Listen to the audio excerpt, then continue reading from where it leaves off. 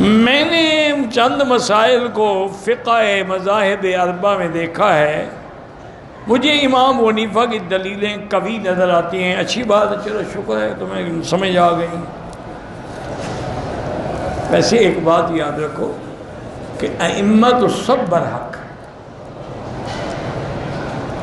اور ایک مسئلہ یاد رکھا کرو کہ جو مسائل منصوص ہیں ان میں کسی کے اجتہاد کی ضرورت ہی نہیں ہوتی۔ اب حکم قرآن میں موجود ہے، نماز ہے، روزہ ہے، حج ہے، اس میں کیا اجتہاد؟ یعنی کل کوئی مجتہد اجتہاد کرے بھی حج نہ کرو۔ جیسے آپ کے ہندوستان میں ایسے مجتہد پیدا ہوئے نا، کسی نے نمازیں معاف کر دی اور نے کہا 5 کی بجائے 3 پڑھو۔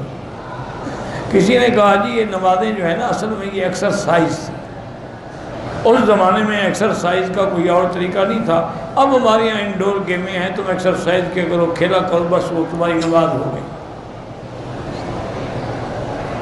اور ایک اور مفتی آپ کے یہاں پیدا ہوئے تھے، ان سے کسی نے پوچھا، انہوں نے کہا کہ حضرت میں فٹ بال کھیلتا ہوں اور مجھے بڑی بیماری ہے فٹ بال کھیلنے کی، اور کبھی کبھی فٹ بال کی تاخیر ہو جاتی ہے نماز عصر کی، تو پہلے پڑھ لیا۔ انہوں نے کہا ہاں پہلے پڑھ لیا۔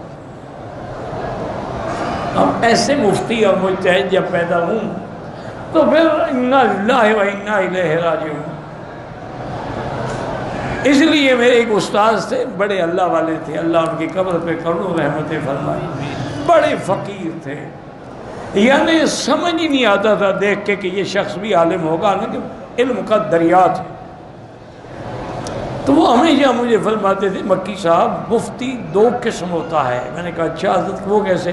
میں ایک تو مفتی ہوتا ہے نا فتوے سے، اور ایک مفتی ہوتا ہے مفت سے، جو مفت میں بن گیا۔ یہ مفت والے مفتی ہیں، ان کو فتوے کا کیا پتہ ہے؟ تو ایسے لوگ بھی پیدا ہو گئے، نعوذ باللہ ثم نعوذ باللہ۔ اچھا ایک تو ہوتا ہے نا جی کہ ہم غصے میں کہہ دیں ایک دوسرے کو، کتابوں میں انہوں نے لکھا ہے کہ متع جائز ہے۔ ایک کتاب لکھی ہے انہوں نے فقہ پر، ہمارے امام ابو حنیفہ کے مقابلے پر۔ وہ کہتے ہیں امام حنیفہ کو کیا پتہ فقہ کا؟ اس کتاب کا نام ہے نزل الابرار فی فقہ النبی المختار۔ اس کتاب کا یہ نام ہے، میرے اوپر اعتبار نہ ہو تو کتاب خرید لینا۔ نزل الابرار فی فقہ النبی المختار۔ وہ کہتے ہیں ہماری فقہ ہے کہ جو ہم نے حدیث سے سمجھی ہے، امام حنیفہ کو کیا پتہ ہے؟ اس فقہ سے انہوں نے یہ سمجھا ہے کہ ایک تو متع جائز ہے۔ کیوں؟ وہ کہتے ہیں بخاری شریف میں حدیث ہے متع کی۔ ایک مسئلہ یہ سمجھا ہے کہ آدمی اپنی عورت کو جیسے آگے سے استعمال کر سکتا ہے، پیچھے سے بھی کر سکتا ہے، کیوں وہ کوئی نکاح سے باہر تو نہیں ہے۔ تیسرا مسئلہ انہوں نے یہ نکالا ہے کہ شہوت کا غلبہ ہو تو ہاتھ سے بھی شہوت مٹا سکتا ہے۔ یہ نبی کی حدیث سے انہوں نے فقہ سمجھی۔ انا للہ و انا الیہ راجعون۔ لکھنے والے مر گئے، اللہ ان کو بخش دے، بس جو فوت ہو جائے ان کے لیے دعا کیا کرے، اگر زندہ ہوں تو اللہ۔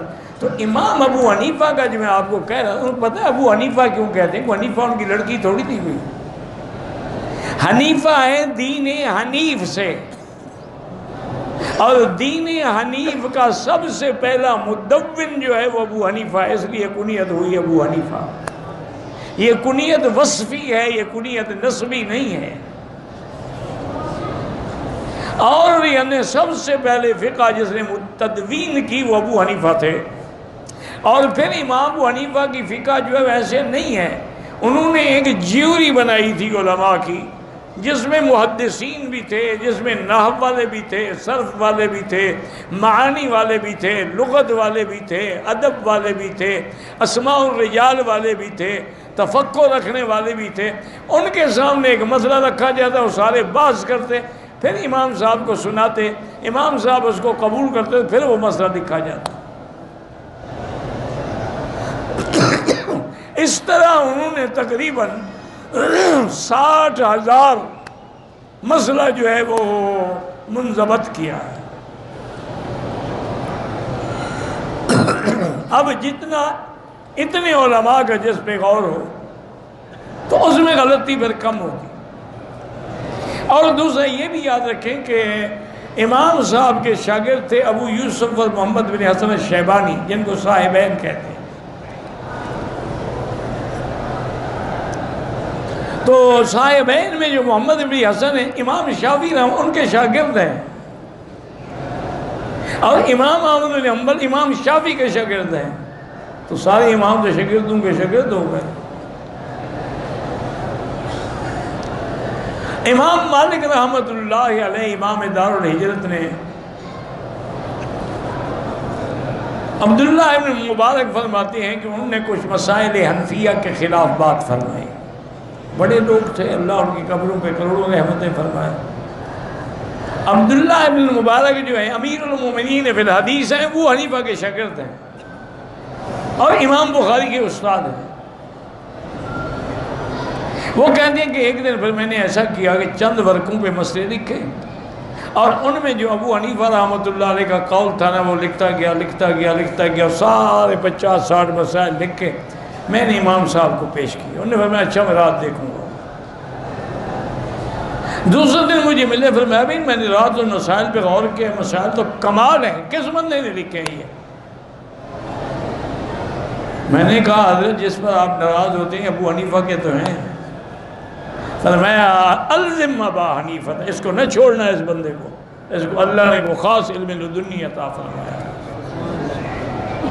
اس لیے اعتراض کرنا بڑا آسان ہے، لیکن جب دلائل کی دنیا آتی ہے نا، یقین کریں کہ فقہ حنفی کا جو مقام ہے وہ اور کوئی امام اس پہ نہیں پہنچ سکا۔ اللہ تعالیٰ سب کی قبروں پہ کروڑوں رحمتیں فرمائے۔